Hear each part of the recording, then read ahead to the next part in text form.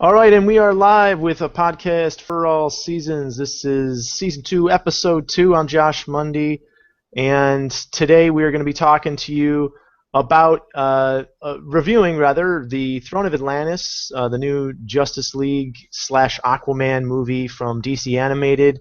We're going to be talking about a couple other DC-related topics, new comics. Hopefully, we can squeeze in at the end of the show, but as with me, as always, is Eric Joseph of Dark Knight News and et al.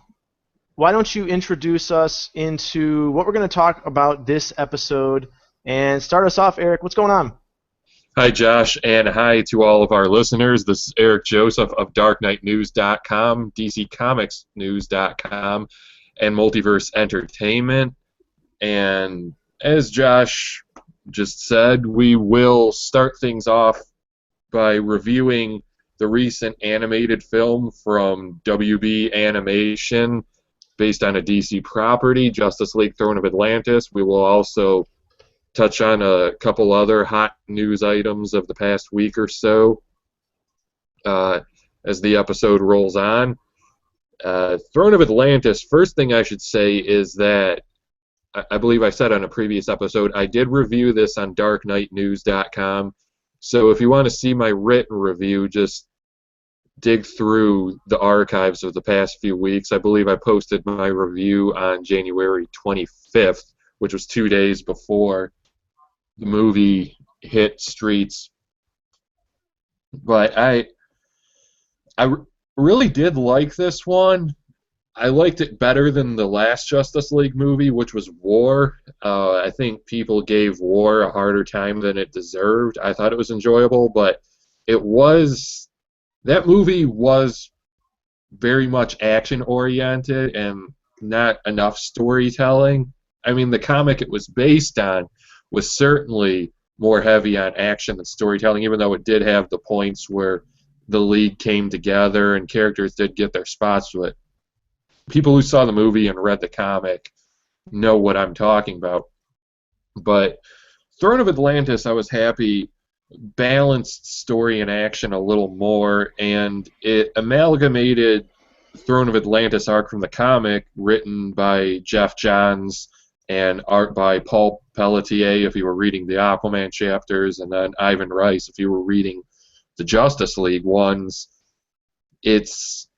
It hits the major beats of that while bringing the Aquaman origin story into it, because the Justice League is just meeting Aquaman at this point. He's not an established member of the team like in the comics, because in War they decided to use Shazam instead of him, which kind of irked Aquaman fans, but then they assured us, oh wait, I almost remind myself of Buffalo Bill, or oh wait, was there a great big fat person in the Justice League?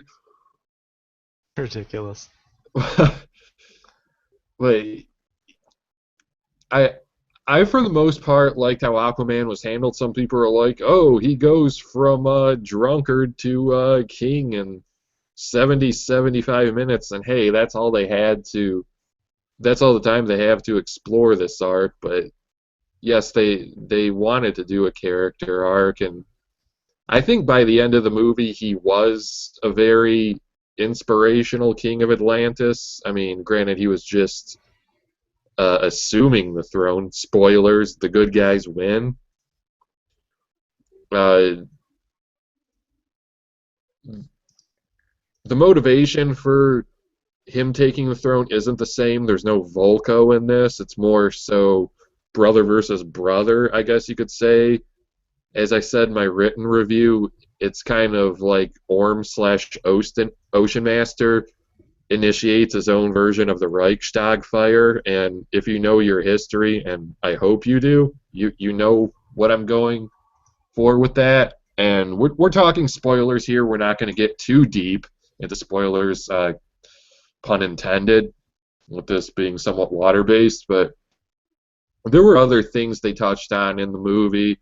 We had a little bit of the Superman Wonder Woman romance developing, which was nice, and I still really like Phil Barassa's redesign of the Wonder Woman costume. I think that Superman's New 52 costume looks really, really good in animation.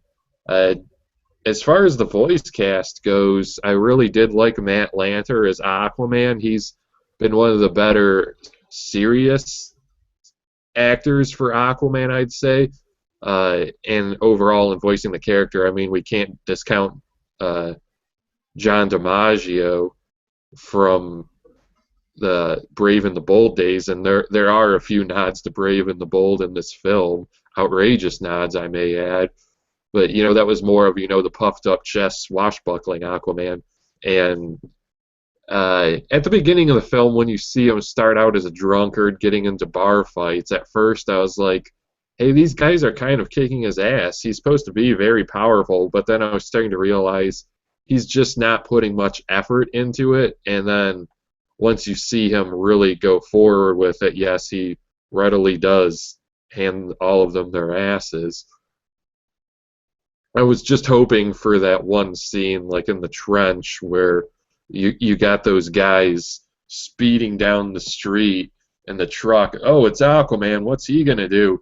Puts the trident in the grill and flings them down the street. And if we can't have that in an animated movie, please have that in a live-action movie one day, because that's one of the great scenes to silence Aquaman naysayers. And then the rest of the voice cast, Jason O'Mara, I think, gets better with each outing as Batman. People are like, oh, Kevin Conroy should be the only Batman, but yes, Kevin Conroy is the best. I'll give him that. But go back and watch the earliest episodes of Batman the Animated Series. You could tell he was still developing that voice, and eventually it evolved into what we know today, and he's been voicing Batman for near a quarter century now, which is quite commendable that he stuck with it that long. Jerry O'Connell was a good Superman. I believe he was actually up for him in a live-action role years ago. Can't be quite sure. It might have been Superman Flyby or something like that. Rosario Dawson was a great Wonder Woman. She brought that strong, powerful female voice to the character. She voiced Artemis previously in the Wonder Woman solo animated movie, so I kind of knew what to expect here. As for other heroes, I mean, I like Chris Gorham as the Flash. Sean Astin's alright as Shazam, Shmar Morris Cyborg, but I don't think any of them kind of stole the show. Of course, Nathan Fillion's a great fit for the Green Lantern, Hal Jordan, but when we're going to the villains, I mean, we got the great Harry Lennox voicing Black Manta. We had Sam Witwer, a guy that Josh and I have a high opinion of, and he's a great person to meet.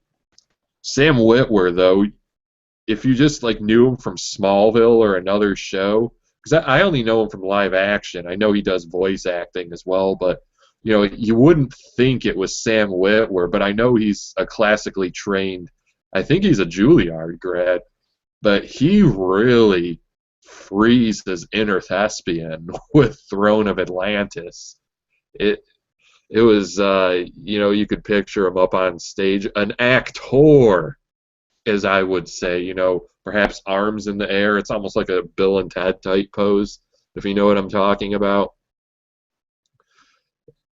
And I'm trying to hit all the finer points here. I'm just doing all this off the top of my head, but yeah, things are going in the right direction with these Justice League animated movies, and do stick around after the credits. We have a post-credits scene, but it's not like at the end of Justice League War where you had a strong feeling Throne of Atlantis was the next one. This is a little more ambiguous because Josh and I are speculating where could it go. It has to do with a few familiar DC villains. I don't want to spoil it too much for you. It's only about maybe less than a minute scene, but are they going to do a loose adaptation of Forever Evil? I don't know, because even though Crisis on Two Earths is now 5 years old, and it'll be 6 years old by the time the next New 52 based Justice League animated movie hits. We're assuming Q1 2016. You don't want it to be a retread of a movie with the crime syndicate, and then if they possibly built a Legion of Doom movie, you don't want to rehash Justice League Doom, which came out in 2012. So the producers here are going to have to tread a very fine line, but I believe this film was also written by Heath Corson, and it shows that guy, he really does have a passion for the DC characters, and it shows through his scripts. But maybe I'll make a few more points in a few minutes, but I want Josh to give us his 2 cents on this movie. But overall, my rating has not changed from when I reviewed this in print. My score for Throne of Atlantis remains an 8 out of 10. If you haven't seen it, please pick it up. And there is a Nightwing and Robin animated short on the exclusive to the Blu-ray disc, I should say. It ties into the plot thread of when Batman left Gotham and finding the Scarecrow, but I have to say that if you're looking for something as meaty as the previous showcase shorts, like say the Spectre, Jonah Hex, or Catwoman, etc., you're not going to get that here. It's only 55 seconds. It's kind of almost like a deleted scene, but it does tease the Court of Owls in the next film, Batman vs. Robin. So, Josh, Throne of Atlantis. So I really enjoyed the movie. I really like Aquaman in the New 52, so I was happy to finally get the New 52 version of Aquaman in animated film version. I was a little disappointed, as some people were, by the fact that he wasn't in Justice League War. One of the reasons is because it was this idea that, oh my God, we're going to finally see, Aquaman come out of the sea and kind of say, hey, who's the leader of this ragtag team? Because I vote for me. This extremely, almost pompously arrogant Aquaman, because he's such an alpha in the New 52. And I was hoping that we would get something like that in Justice League War, but the fact that they were going to plan on doing their own movie, Aquaman-centric, made me pretty excited for Throne of Atlantis. And although I'm not going to give the film as high of a ranking as Eric, I did really enjoy the film, and it hit all of the major beats. I've been reading Aquaman since the New 52 started over. I think that entire storyline, not only both in Aquaman proper, but also in Justice League and even Aquaman and the others, has really nailed down the character of Aquaman. They've completely revamped that character in the most awesome way.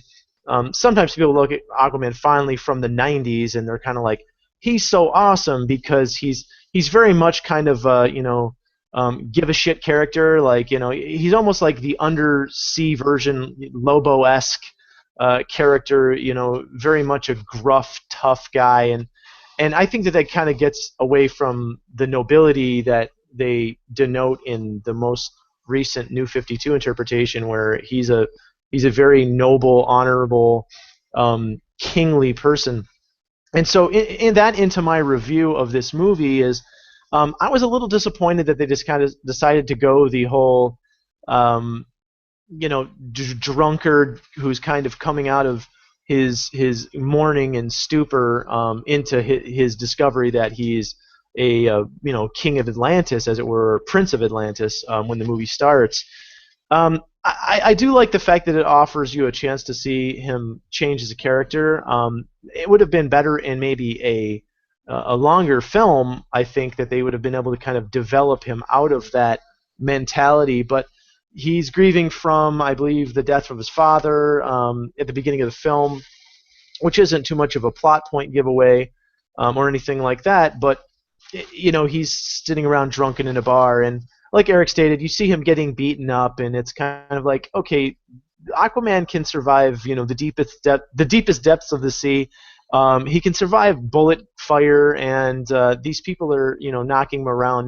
Now, granted, you don't actually see him necessarily getting hurt. You don't necessarily see him bleeding when he's getting beaten up, but they're kind of knocking him down, and I think it's more of like an emotional beatdown for him than a physical one. So I didn't necessarily hold that against the movie, but yeah, at the end, I think he ends up chucking some guy into the ocean like 400 feet.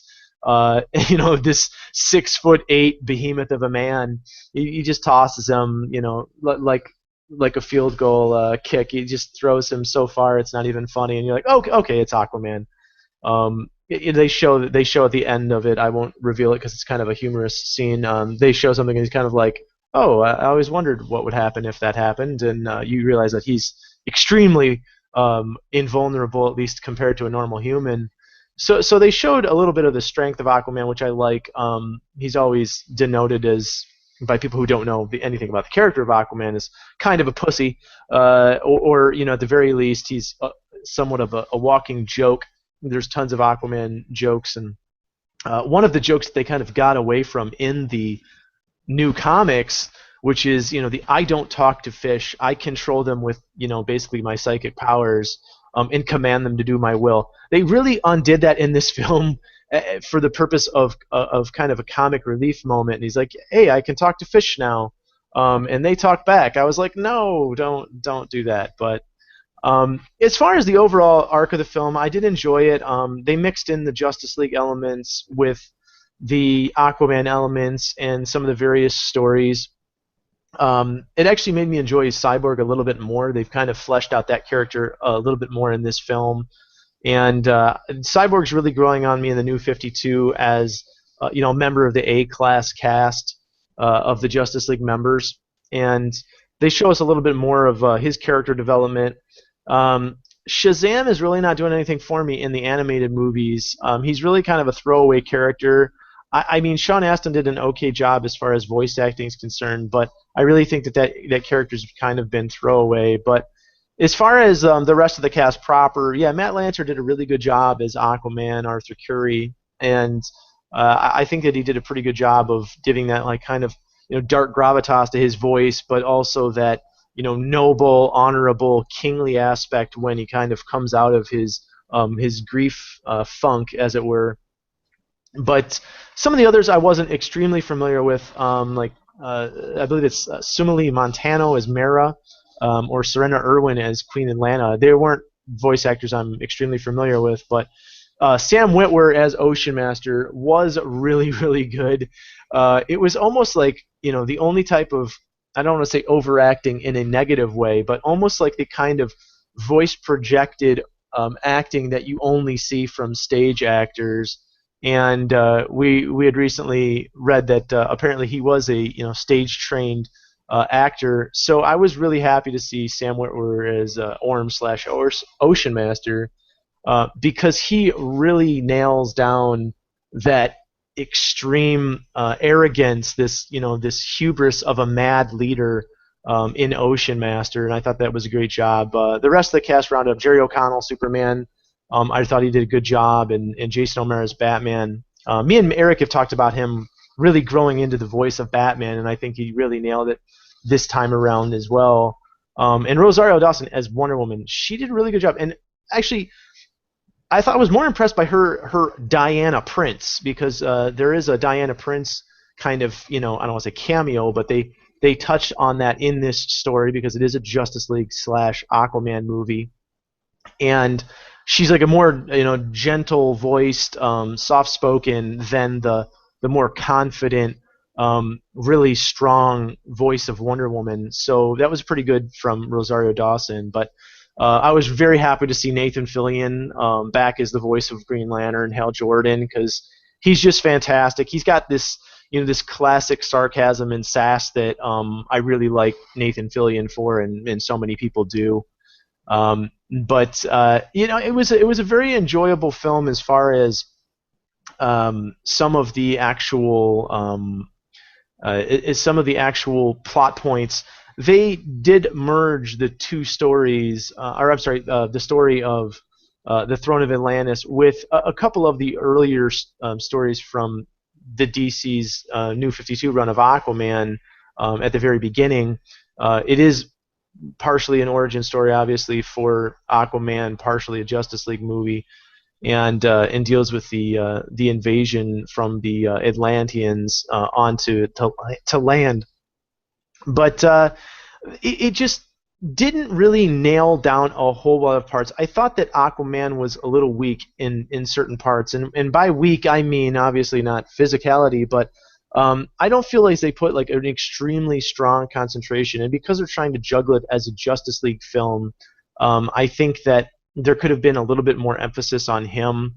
I think that they could have touched a little bit more on, you know, nailing down that idea that you know, he's an extremely strong leader. Now they do that really well in some parts. I won't give away too much as far as plot's concerned, but there's more or less a sequence in the film where large portion of the Justice League are taken down, and it's Aquaman who comes to the rescue. Now, obviously, they're doing that for the purposes of showing you that he is, you know, extremely physically strong, but also that he's very independent and strong as a leader.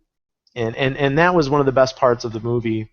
I would give it maybe a 7.5 out of 10. I don't know if I'd give it a full 8. But it's a really enjoyable film as far as it's tying into the overall Justice League movies that they've done so far. I think that it's a nice compliment. Eric did mention Superman's outfit looking great in animation, and yeah, we both agree on that point. And I did enjoy the Wonder Woman costume revamp. Obviously, Batman's Batman, and he's being awesome. But again, Cyborg, you know, he's really kind of growing on me in the New 52.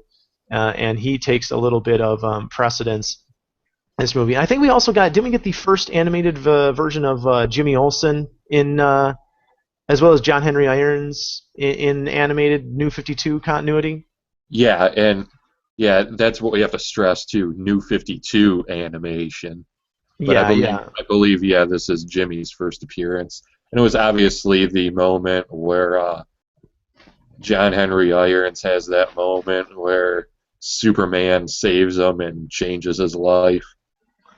Right. Very iconic as far as that character is concerned. Anybody who's familiar with '90s Superman comics knows that that's how John Henry Irons becomes the character of Steel, the hero of Steel. He was saved by Superman, so he feels like he owes his life to him, but also, you know, take on that torch and carry it forward. That was a cool little cameo, but I'm a big Jimmy Olsen fan, so it was nice to see him in animated. But yeah, the final scene, I won't touch on who is in it, but yeah, a couple villains is all I'll say. It's a very small little post-credit scene that definitely makes us question where we're going to go forward with this New 52 animation, because we know that they are going to do that. I don't want to speculate as much as Eric did as far as what they're going to do, but you definitely see them doing some significant world building. You know, they talk about, oh, hey, we really need to get the Justice League together for situations like this. At the beginning of the film, Cyborg kind of talks about, like, yes, the Justice League got together to fight Darkseid, but we're not really the team that the world thinks that we are. But at the end, they realize that they really do need to be. And they talk about their plans going forward. You know, mention the Watchtower, which is you know, an iconic Justice League you know, throne, or I almost said throne, Justice League base. And you know, I think that they're doing some really good world building. I really wish that they do better with the Shazam character, because I really think that that's an interesting character, and I think they could really do a lot with that. And I just wasn't really blown away by Sean Astin, who I really like as an actor. But I just wasn't blown away. And oh, you know, I didn't mention Shamar Moore. Obviously, Shamar Moore and Cyborg I mentioned, but Shamar Moore does Cyborg this time around, and I really enjoy his voice acting for Cyborg. But that's pretty much it as far as my review. Any other thoughts on it before we move on to the next topic, Eric? No, I just think if anyone wants more from me, and I think I covered all the bases, just check my review out over at Dark Knight News. But yeah, we've got a lot to cram into this hour, and I think now we will start talking post-Convergence. Yes, this is pretty crazy stuff. Yes, there's also, you can see an article I wrote about it. It's, at the time of this recording, it's still one of the featured posts over at Dark Knight News. a week ago, DC announced that the New 52, at least in name, is done. Lots of people assume that post-Convergence, the continuity would end. They almost thought this would be like Crisis on Infinite Earths or Flashpoint all over again. It's not. Yeah, read the articles. People, there's a terrible habit with people these days of only reading headlines. I mean, Well, there's also a terrible habit of people writing salacious headlines for the purposes of getting readership, and they're almost intentionally misleading. Eric's article title is exactly what it should be. The New 52 comes to an end, sort of. It explains everything that you want to know right there. It's not really an ending.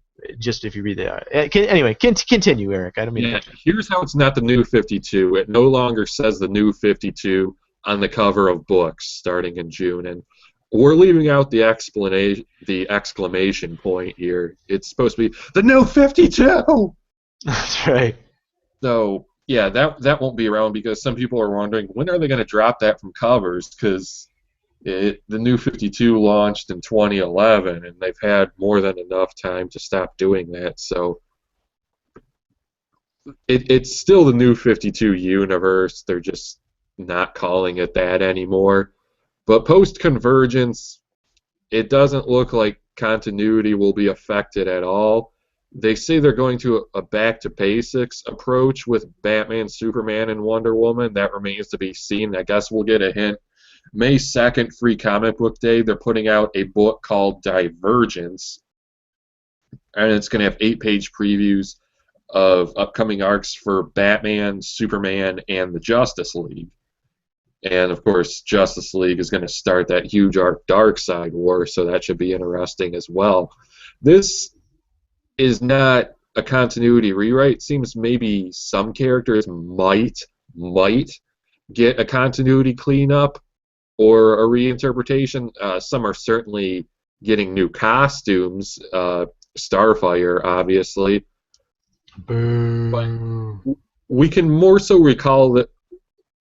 Call this a creative resurgence, renaissance, what have you, because Bleeding Cool aptly called it the Batgirling of DC, and what they mean by that is DC is very pleased with the directions that, say, Cameron Stewart, Babs Tarr, and Brendan Fletcher went with Batgirl, starting with, I think it was issue 35, something like that, back in October. They revamped what was going on in Batgirl. It had a much different feel to the book, and they've also been pleased with new titles like Gotham Academy, Gotham by Midnight, and they wanted creators, reportedly wanted creators, to take chances. And if you look at the lineups, like, say, Bizarro looks a bit quirky, which I believe is written by Heath Corson. It is written by Heath Corson. It's going to be nice to see him come into the comic book fold, but I can't remember if it's 25 series remaining 24 new ones or what, vice versa. But there will be some long-standing titles sticking around, some with new creative teams. I mean, your Batman, Superman, Detective Comics, Action Comics, Justice League, Wonder Woman, Deathstroke, Harley Quinn, those will all be there. Green Arrow, the flagship Green Lantern title. But we're also going to get a lot of new titles. Black Canary, if you saw the artwork for that, it kind of reminds me of the new Batgirl. So people are like, DC was saying people could watch Arrow. Oh, I want to read more Black Canary stories. And here's one in continuity. Cyborg, we figured this was going to happen at some point.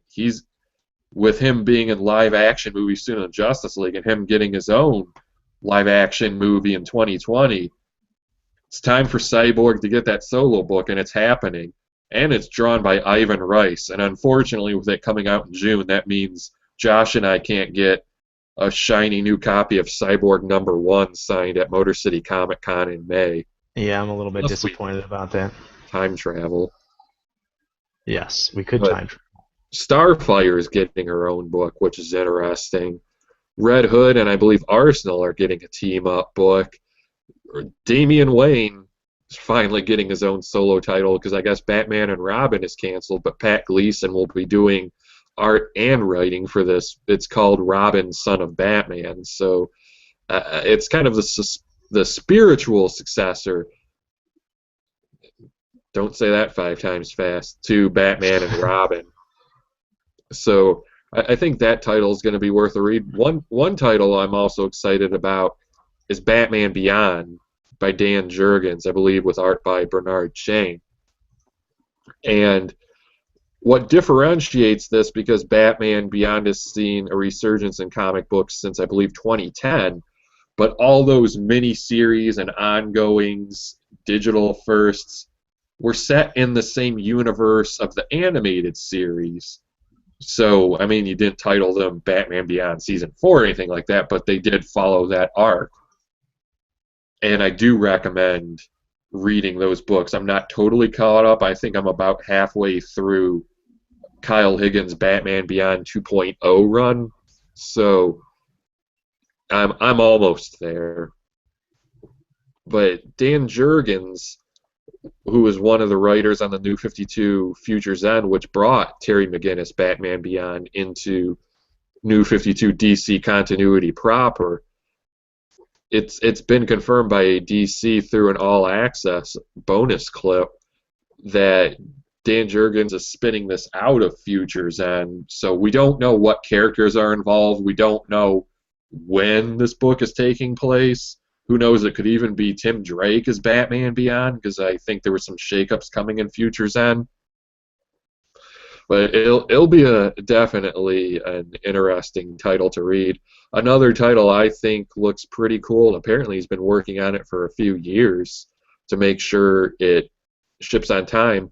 Brian Hitch, who you no doubt know from iconic team-up runs on JLA and The Ultimates, is doing a book called Justice League of America, not to be confused with the Jeff Johns book from a few years ago, but it's the core group of the Justice League, but in stories separate from what's going on in Justice League. So again, storytelling trumps continuity here, so we can have 2 Justice League titles concurrently running. So I hope this kind of gets rid of the adage, like sometimes you see in team-up books, oh, Green Lantern's not going to appear as Justice League because he's on the other side of the universe in his own title.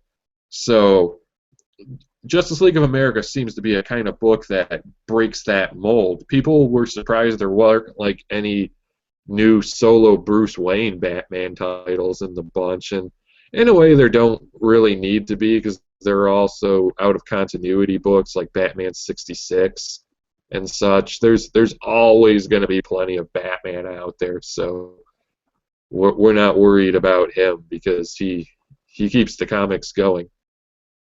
But yeah, June looks to be a pretty exciting time for DC Comics. There's also some speculation as to some of the long-running series getting renumbers too. It's kind of being rumored that at least Green Arrow and a few others might get a new #1. I don't think necessarily. I don't see at least Batman getting a renumbering, possibly until Scott Snyder and Capullo are off the book, because I think issue number 41 is what ships in June, and they're on till at least issue number 50. I'm going to let Josh chime in now, so maybe I'll talk about it in a few minutes. But what do you think about the creative renaissance post-Convergence coming this summer? Well, first things first, I mean, I hope that that's exactly what it is. And we've had a lot of conversations previously on this show. Well, I don't know about a lot of conversations, but we've definitely had conversations about how we feel about #1 titles, specifically, Marvel's tendency to pump out #1 titles over and over again, as if they're starting some fresh new thing, and it's it's just a new creative team, or they're just throwing in a #1 after an event. I'm hoping that that isn't just DC's version of emulating that tactic by Marvel, but it does seem, based on what they've said, if we're to take them at their word, that this is intended to, put the writing first versus continuity and put, quality stories first. I mean, and if that is the case, I'm going to be really excited about it. I'm just one of those people who I'm going to wait and see what actually ends up happening. One of the reasons I say that is, if you look at something like Superman, All-Star Superman, it was a fantastic story, although it was essentially a maxi told outside of continuity, and it's one of the most beloved Superman stories in the last decade. Actually, it might even be that old by now, but it's one of the most beloved Superman stories in recent memory. And it was outside of continuity. The storytelling is what took emphasis there. So if they're going to take something or that route where we're going to be able to tell really great Justice League stories, and we're not going to have to worry about making it mesh with continuity so spectacularly, that's going to be really exciting. As far as the whole, what does it mean for continuity? What does the end of the New 52, or at least, the end of them saying the New 52, exclamation point on the front of, your books this summer, does it mean that they're kind of shying away? Are they going to make an amalgamation of the universes? We know that Convergence in and of itself is going to be a big universe-changing event to a point, and we're not exactly certain how significant the changes are going to be as far as what it's going to leave the DC and the shape of the DC universe on. I mean, there are some things that we do know. For example, Son of Batman is Damian Wayne. We know that he's going to still be around, so they're not completely wiping Batman continuity, obviously. I can't imagine that they would do the same thing with characters like Superman and Wonder Woman, characters who have been successful like Aquaman, characters like even characters like Cyborg, because they've spent all this time building him up now in the New 52, and now he's getting his own book finally. So we're not 100% certain what it's all going to mean, who's going to be getting new number ones, and I'm hoping that the emphasis is indeed on storytelling. And I don't exactly know what they mean, though, when they say getting back to basics. That's a big question for me in my head, and it almost sounds like this extremely political answer. Well, why are you restarting? Well, we want to get back to basics. Well, what do you mean by basics? Telling comic book stories? Because you've been doing that for the last 2.5 years. Well, we really want to make sure that we're just telling stories where these characters are emphasized. Now, I definitely understand what they mean if they said, hey, we want the Justice League to be back to its gigantically popular main core members. I think that that's something that should always be the case. I understand that occasionally you're going to want to shake things up, and that's what alternate book titles are for. That's what Justice League of America was for. That's what Justice League United was for, or just Justice League 3001 or something. You want to tell alternate stories or alternate team-ups of the main team.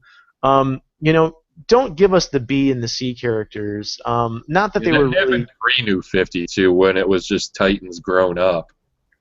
Well, yeah, there's that. I mean, that was a completely different team. Now, I understand that, yes, team-ups like the Avengers are going to change. Sometimes even team-ups like the Fantastic Four are going to change. But when you change them so dramatically to where they're almost not recognizable as the original team, I think that you're really doing yourself a disservice, because you're essentially saying, hey, we're going to give you an A-list property, although it's filled with B or C-list characters. So I'm hoping that they'll keep the core members, or what has now become the core members, Cyborg, Batman, Flash, Aquaman, Wonder Woman, GL, Hal Jordan, and Superman. It would be interesting if they maybe added some of our old school core members, like Martian Manhunter or something like that. But it is pretty interesting. Book now too, for the first time, not a miniseries. Martian Manhunter's getting an ongoing. Right. That was my next statement. Was he's getting his own book. So I mean, I'm a big fan of the Martian Manhunter. People have kind of been questionable about what they've done with him in the New 52. He's not drastically changed from the character of what he is, but they've definitely put an emphasis on the fact that he's extremely powerful, which anyone who's known the Martian Manhunter character has known that he was always extremely powerful, but he's kind of the gentle giant. He's this very. They've made him a little bit more cold and alien in the New 52. But some of the most really surprising ones. Um, I don't mean to be dismissive of a creative resurgence as they're kind of calling it, but a lot of these titles I really question how well any of them are going to do. Now, obviously, some of them are minis like Batmite and Bizarro. I'm just glad we're finally getting Batmite in the New 52 continuity. I mean, I've been waiting. No, I'm just joking, but I do think that some of them make me question how well they're going to do. I love the Dr. Fate character, but he's got some minis and ongoings before, and he hasn't ever really been extremely successful. Something like Harley Quinn Power Girl, it's an odd team up, but hey, I'll see how it turns out. Midnighter's interesting because I know that the character's popular, but people really haven't loved what they've done with all of the Authority characters in the New 52. So we'll really have to see how that goes. But characters like the comic series like Omega Men, Prez, I mean, if Section 8 wasn't written by Garth Ennis, I would say that's a throwaway right there. But, We Are Robin, again, Lieber Mayhew's on it, but how great is the title going to be? I just wonder how many of them are going to be around for any lasting period of time. Doomed comes to mind. What of Earth 2 Society? That's one to highly speculate about because we obviously don't know how Earth 2 World's End is going to end, but obviously they're canceling Earth 2 in favor of Earth 2 Society, and we know that the heroes of Earth 2 will be on this planet Telos and Convergence. So are the Earth 2 characters going to continue on a new planet? There's a lot to speculate on here. Right. I mean, it's also one of those things where it's very much kind of a post, excuse me, I'm losing my train of thought. It's very much a post-Crisis on Infinite Earths type of question. Is if Convergence is a big enough story or a big enough change to the universe proper, are we going to amalgamate Earth 2 characters into Earth Prime or the Earth proper that we've seen the New 52 in? Are they going to remain in the Earth 2? Is the Earth 2 going to be remade or we don't really know the answers to those questions. Obviously, we won't know them until after Convergence is over. But it's definitely interesting. I'm questionable as far as some people are going, what the hell's going on with Starfire? My thoughts on that were, she's a popular character from the Teen Titans, and she has a young female audience. They're trying to make her more of an accessible all ages title or accessible to all ages in general, then okay, that's interesting. But we're just going to have to see where it goes. But that's pretty much all I have to say on the post-Convergence. But it's a big shakeup in the DC universe. I mean, the technical end of the New 52. Some people are wondering what that's going to mean, and obviously some people are speculating that the entire universe is going to be rewritten, but it doesn't appear as though that's necessarily the case. But we'll have to see exactly how many changes are going to be made. But next topic, Eric. We were going to touch on a pretty big shakeup in the Marvel universe. Yeah, this is technically Marvel news, and we're not covering it as a number one topic. We've said we're going to, since this has become a more DC-focused show, we will still talk Marvel time to time, but if it's like a Marvel-dominated episode, it'll probably get the .1 treatment from us eventually, but the thing is, we're also going to talk how this recent Spider-Man development affects the DC cinematic universe, which is why we felt it appropriate to include it in a discussion that will be published on Dark Knight News and DC Comics News. But first, let's discuss the news itself here. This past Monday night, just before midnight, I saw it just as the press release came up. And we have the full press release over on our blog at multiverseentertainment.wordpress.com. A lot of people are erroneously saying Marvel studio / Disney reacquired the rights to Spider-Man from Sony. Not true. They don't have the rights to Spider-Man. An agreement was made with Sony Pictures, and that agreement states that Spider-Man will now be rebooted yet again, but I think they're going to hit the ground running in the next movie and not tell another origin story. But Spider-Man will now, from here going forward, exist within the Marvel Cinematic Universe with all characters except for those owned by Fox. So Spidey can be an Avenger now. Excuse me. So it is a big game changer, but Sony retains the rights to Spider-Man. As I said, I believe they still have creative control. Avi Arad is going to be an executive producer, but Kevin Feige of Marvel Studios will be a producer on this movie. But it, like I said, it now exists in that timeline, and Spidey will get his first film within this universe July of 2017.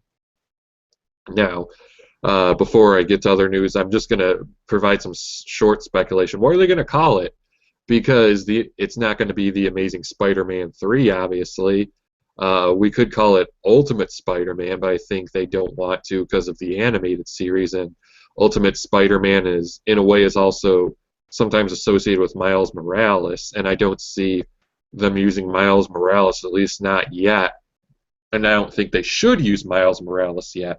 I have no problem with him being used in live action, but I think Peter Parker needs to be the first Spider-Man to be an Avenger on screen, much like a few years ago when it was assumedly being discussed that Joseph Gordon-Levitt would be the new live-action Batman as John Blake, but then DC was building a unified universe. I would have had no problem with a John Blake Batman movie, but now we have, if Batman's meeting Superman for the first time in live action, it has to be Bruce Wayne.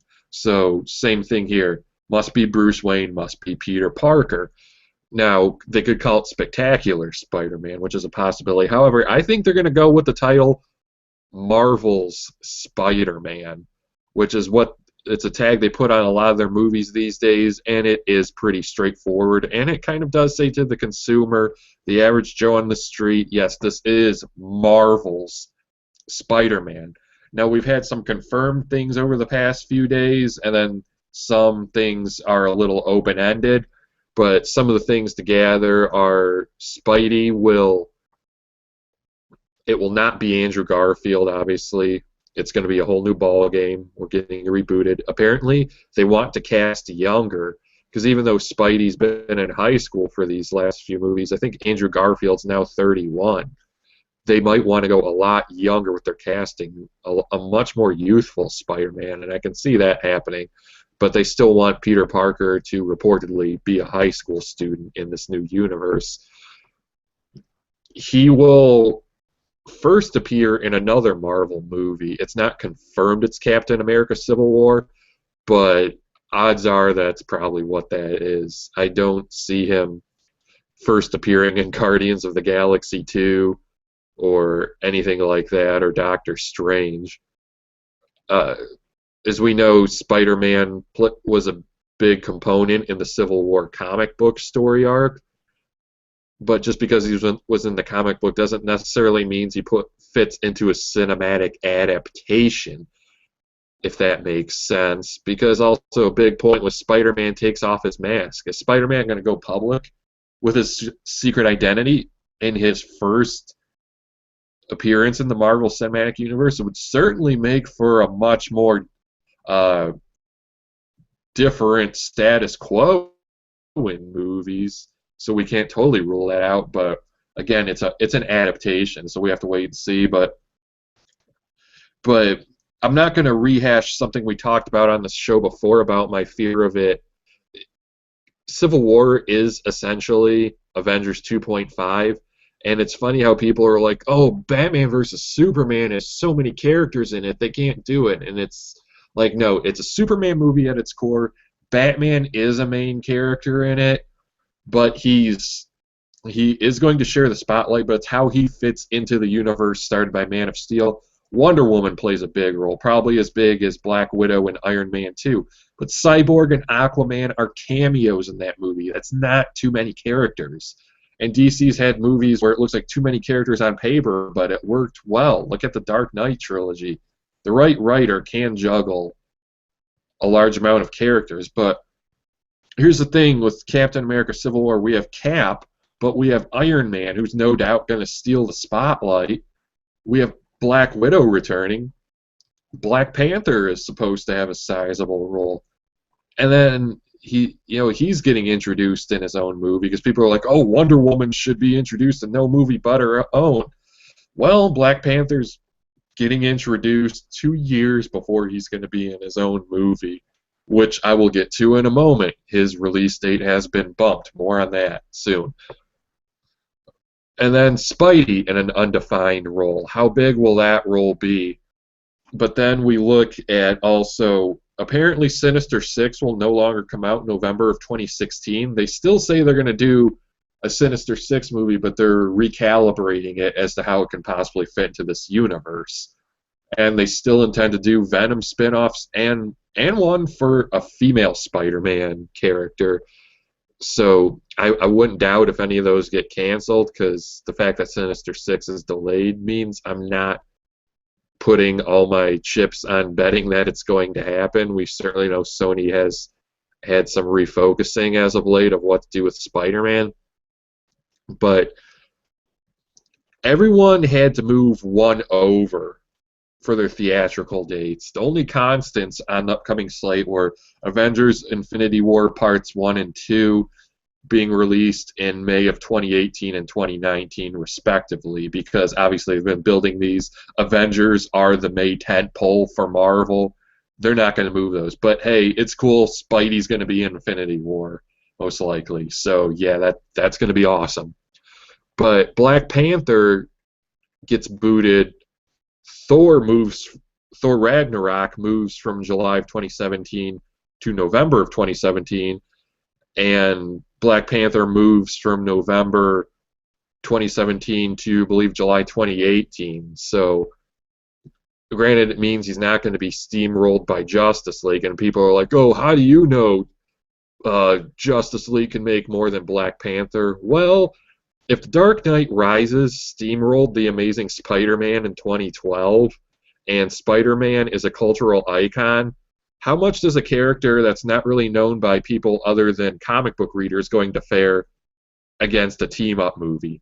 Not very well, especially when Black Panther was supposed to open a week before Justice League. Now he does have a little room to breathe in July of 2018, but the concern is Black Panther now comes out in the same month that an Untitled X-Men movie, which could very well be X-Men versus Fantastic Four, and Aquaman. So Black Panther still might not be able to do as well, but at least he has it on his side that he will already have been in Civil War and possibly Infinity War Part 1. But Thor Ragnarok will open 2 weeks before Justice League. And Thor is a little bit stiffer competition than Black Panther for Justice League. Granted, Thor is one of the lowest grossing characters for Marvel, but he had that post-Avengers boost, and Dark World pretty much made as much money as Man of Steel. So there's that to consider. So I did notice that they went from 1 week to 2 weeks with setting the new date for Thor Ragnarok. Now, would Warner Brothers possibly move the Justice League opening to maybe December of 2017? Because we've seen Warner Brothers certainly has no problem with releasing that winter tentpole in December. They've done it before with Lord of the Rings and Hobbit movies, Harry Potter, I think I Am Legend. So let's not rule that out. But the thing to consider is so many blockbusters, superhero or otherwise, are hitting theaters in the coming years. And sometimes you look at it and you'll just see that maybe 2 weeks breathing room is all you will be able to allow yourself now. And in the end, it might hurt potential grosses for these movies, but that's the reality of how we have to look. How will this Spider-Man deal affect DC on film, and I have a feeling this won't be the last time we talk about it on this podcast in the coming years. So I know we don't have too much more on time, Josh, but what do you think not only about this Spidey deal, but again, how it affects Marvel and DC movies? Well, first things first, it's completely fucking awesome. I mean, I love Spider-Man. He's one of my favorite Marvel characters. I think that the fact that he's been unfortunately mishandled at times in the properties, or I'm sorry, the properties by Sony in the Sony versions of the films. I think that I really enjoyed Sam Raimi. I know that Eric has his distaste for the Sam Raimi movies and whatnot, and I don't mind a little bit of lighter fare. There's plenty of negative things to be said about the movies and whatnot, and they don't hold up extremely well. They feel a little bit dated, but I really enjoyed the first two, and I've enjoyed The Amazing Spider-Man as well, although Amazing Spider-Man 2 seemed to hit some sour notes with people. But that being said, I've actually loved Andrew Garfield as well, and I'd be sad to see him go. But obviously, changing pace on what they're going to do with Spider-Man, that just is what it is. Deciding to go with a much younger actor. But it's Spider-Man's coming home, for lack of a better word. I think that one of the funniest things that I saw on the internet, since the announcement was made, it was The Rock, Dwayne The Rock Johnson, in the ring with the superimposed, Spider-Man on his head. Finally, Spider-Man has come back to Marvel. I just laughed my butt off because it's extremely accurate. It's kind of like, he's finally coming back to his comic book home in the fact that it's going to be done by Marvel. The scariest thing about this entire announcement is that Sony has essentially final creative control over the Spider-Man properties. So the independent Spider-Man movies could still be just as bad as some of the bad Spider-Man movies have been. We've learned that Sony does not learn from its mistakes with Spider-Man movies. Yeah, and it's kind of terrifying. Now, as far as Feige and company handling it over at Marvel, oh my God, can we see Spider-Man in an Avengers movie? Yes, please. I'll take that. I'll buy that ticket. I'll buy it right now for 5 years in advance. Everyone's going to be happy to see that. And anybody who doesn't want to see Spider-Man tied into the larger Marvel universe proper, you're absolutely crazy if you don't think it's going to be awesome. I mean, people are really getting wildly speculative with this announcement. What does this mean for X-Men? Well, seeing as how Marvel's been taking a shit on Fox Studios' properties every single chance they get, you've heard our talks about that through many of our podcasts. I highly doubt that Fox is going to play ball with Marvel at all, and vice versa. And until their relationship changes significantly, I find that is a highly unlikely situation that the X-Men are ever going to. Are they going to be the next property? No, they are not. People, stop speculating on the internet. You obviously have no grasp of the history of the situation and the relationships between Marvel and Fox and their handling of those properties. I almost think that we will never, ever, ever, ever see this huge Earth-altering, gigantic conglomerate movie. And frankly, I don't think they could afford it. We're not going to see Hugh Jackman's Wolverine, Patrick Stewart's, Xavier, and we're not going to then throw in on top of that the characters from Guardians of the Galaxy, every single Avengers, and all this in every single movie. And if they did, it'd have to be a 3-part movie a la Lord of the Rings, with each character getting 10 minutes of screen time.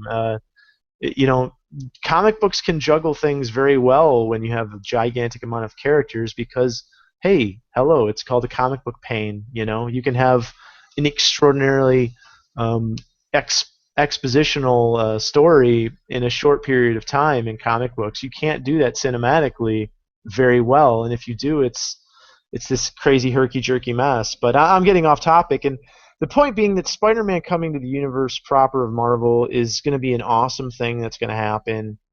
Um, Obviously, fans are super, super excited, but like we mentioned earlier, with people love to read headlines and make wild, inaccurate speculations about them, people need to realize that they did not reattain the rights to Spider-Man as a whole, and Sony's still making the Spider-Man movie proper, which means that those movies could be really, really crappy if they continue to not learn from their mistakes. As far as what does it mean for the other movies and how it's going to affect other properties cinematically, yeah, with all of the movie times shifting around, the movie show dates, as it were, that's really gonna. I think that we might get some movement from DC as far as when the properties, like that Thor 3. Yeah, I mean it's Thor might be slightly less lucrative than some of their other properties. It did make about 20 mil less than Man of Steel, but not only Thor, but also even Cap 2, Winter Soldier. Both of those movies were very successful, but they were more successful internationally and locally than they were just domestic release. Because I think we were talking about something like 220 million for Thor: The Dark World, and it was something like 270 million for Captain America 2 domestically, whereas I think Superman cleared 290. He just wasn't as big of an international draw, whereas Thor and Captain America were, and they all ended up making around the same money. Is that going to mean that DC is going to feel threatened by Thor? Possibly. But coming off of the coattails of Iron Man 3 and Avengers, some of the other movies got a gigantic boost. So I could see DC being more successful off the coattails of Batman versus Superman, a Wonder Woman movie, those types of things. I could see them not necessarily wanting to move, and maybe Marvel deciding to, but it really depends on what happens. Avengers 2 is going to be a big thing, and it's definitely going to make Marvel ride high on those coattails of that movie. Thor 3 is going to be no exception to that. So it's a lot of speculation right now as what's going to happen, what's going to be affected. But end of the day, Spider-Man's coming to Marvel Universe proper. It's going to be awesome. We're going to see Spider-Man in an Avengers team up. It's going to be the coolest thing that we've seen in a long time come out of Marvel, and that's right before we're seeing Avengers 2. I mean, how crazy is that?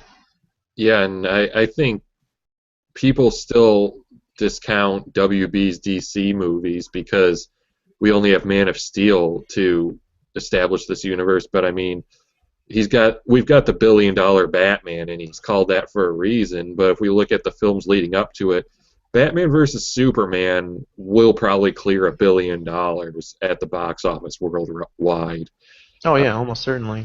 And then Suicide Squad, with the star power of Will Smith compounded with the appeal of the Joker being in the movie, along with rising star Margot Robbie as Harley Quinn and others in it, that could be a real sleeper hit. I don't think I'm ready to estimate the top on that movie yet. And then Wonder Woman could probably at least do $500 million.